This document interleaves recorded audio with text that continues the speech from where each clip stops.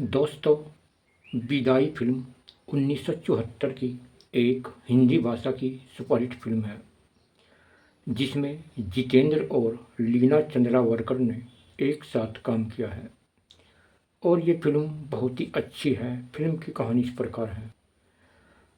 पार्वती एक बहुत ही समझदार महिला है जो अपने दो बेटों प्रभाकर और सुधाकर के साथ साथ अपनी गूंगी बेटी गौरी का पालन पोषण करती है। प्रभाकर को शहर में अच्छी नौकरी मिल जाती है।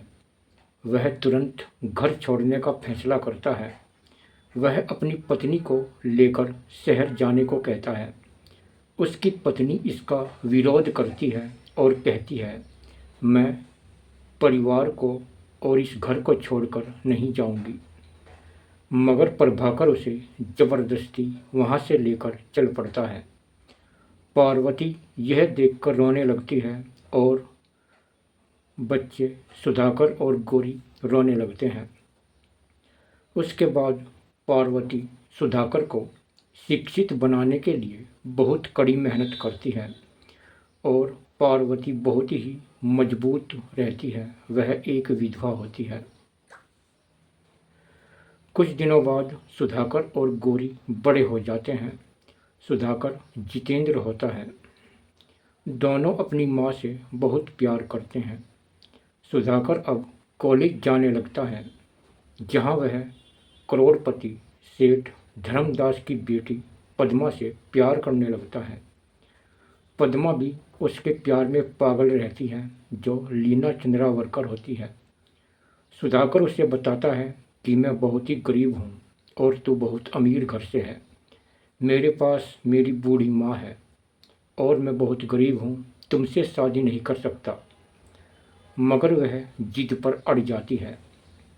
और उधर गांव में गौरी एक मुरली नाम के लड़के से प्यार करने लगती है। मुरली जो असरानी होता है। दोनों बहुत प्यार करते हैं मगर मुरली का पिता बहुत ही कंजूस होता है। वह इस रिश्ते को नामंजूर कर देता है और कहता है कि मेरे होते हुए तुम शादी नहीं कर सकते। उधर प्रभाकर झूठी प्रतिष्ठा और रिश्वत में एक शानदार जीवन जी रहा है और वह बहुत ही पैसे वाला होता है।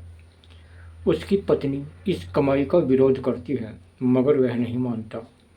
वह पैसे वाला होकर भी अपनी बूढ़ी माँ पर कोई भी ध्यान नहीं देता। उधर गांव में गौरी और मुरली भागने का प्लान बनाते हैं मगर पकड़े जाते हैं।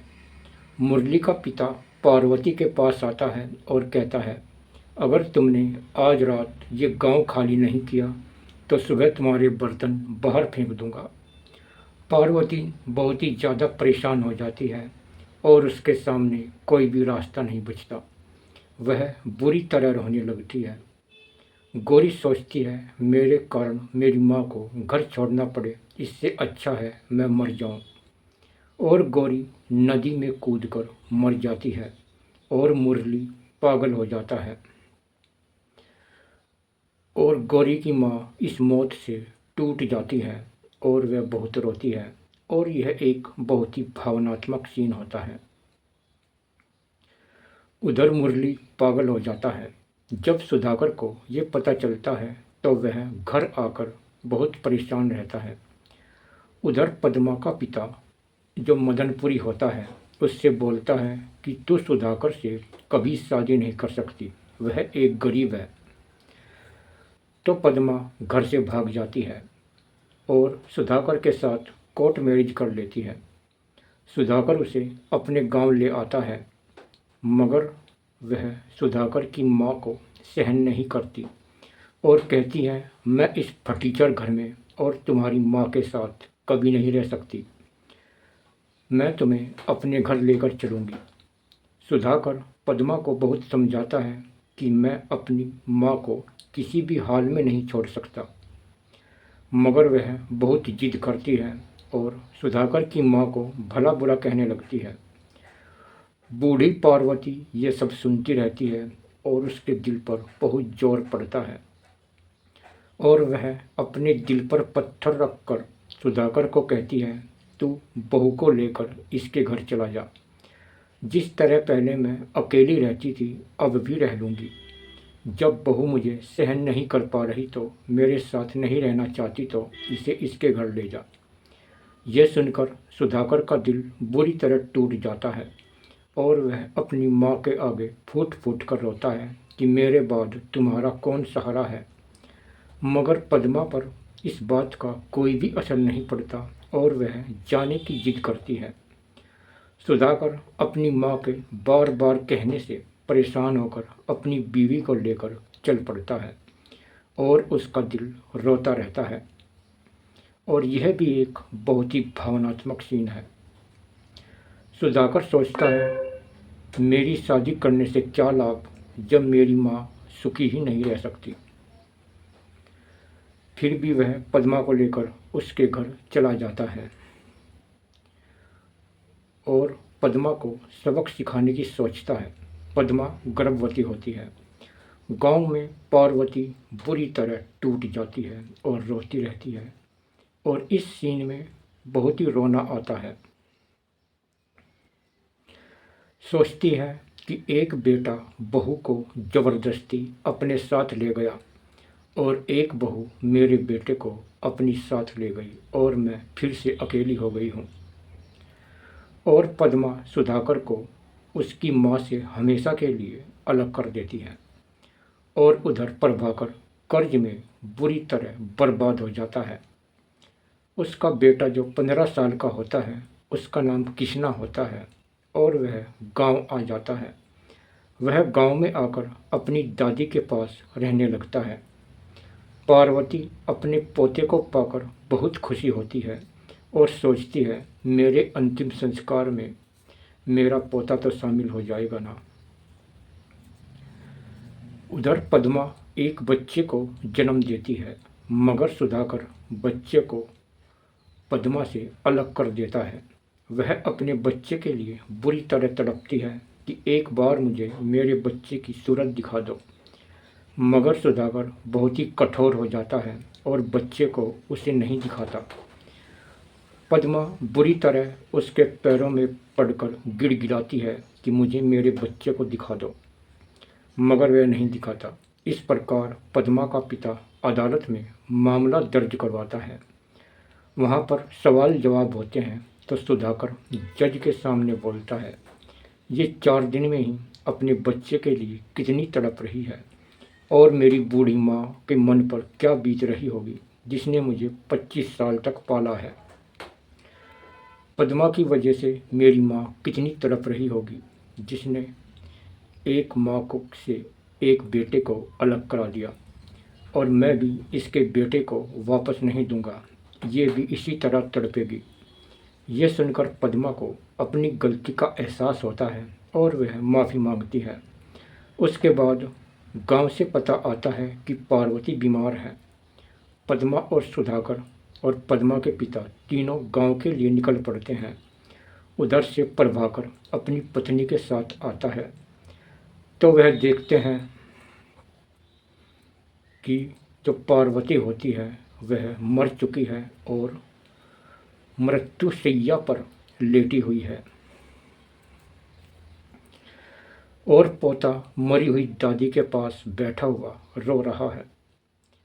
प्रभाकर अपनी माँ के पास आकर बहुत रोता है कि मेरी वजह से ये सब काम हुआ है और पद्मा भी पार्वती के पास आकर फूट फूट कर रोती है कि मेरी गलती की वजह से ये सब काम हुआ है। फिर सब लोग मिलकर माँ की विदाई करते हैं और फिर अंतिम संस्कार करते हैं। और इस फिल्म के हर सीन रुला देने वाला है। जो भी इसमें भावनात्मक सीन है हर सीन में रोना आ जाता है। फिल्म का पहला गाना है विदाई की फिर घड़ी आई। अगला गाना है जय जय कृष्णा। अगला गाना है कभी खोले ना तिजोरी का ताला, मेरा ससुरा बड़ा पैसे वाला। अगला गाना है मैं जा रही थी। अगला गाना है मैंने तुम संग प्यार किया। अगला गाना है ये है मेरा प्रेमी। ये सभी गाने गाए हैं किशोर कुमार, लता मंगेशकर, आशा भोसले और सुमन कल्याणपुर ने। फिल्म के मुख्य कलाकार हैं जितेंद्र सुधाकर, लीना चंद्रावरकर,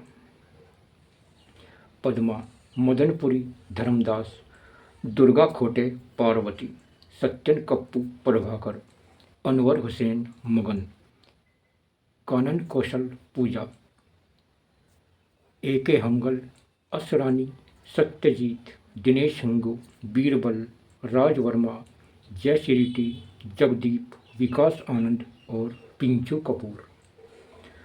इस फिल्म के निर्देशक थे एल.वी. प्रसाद, लिखा था आनंद कुमार ने, पटकथा थी एल.वी. प्रसाद, कहानी थी एन.टी. रामाराव, छायाकार थे जल मिस्त्री, संगीत दिया था लक्ष्मीकांत प्यारेलाल ने और फिल्म रिलीज हुई थी 9 अक्टूबर 1974।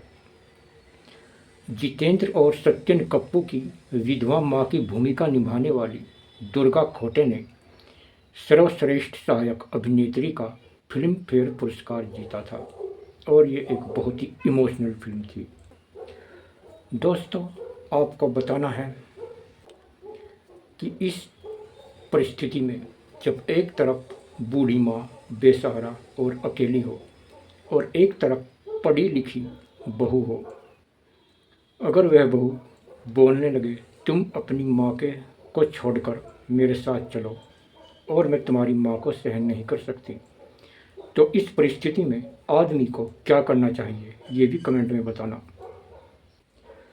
और इस फिल्म के रिव्यू को फरमाइश की थी बांके बिहारी ग्रुप ने। अगर आप भी कोई फिल्म सुनना चाहते हो तो उसमें आपका नाम भी आएगा। और इस फिल्म की फरमाइश की थी बांके बिहारी ग्रुप वाली सिस्टर ने।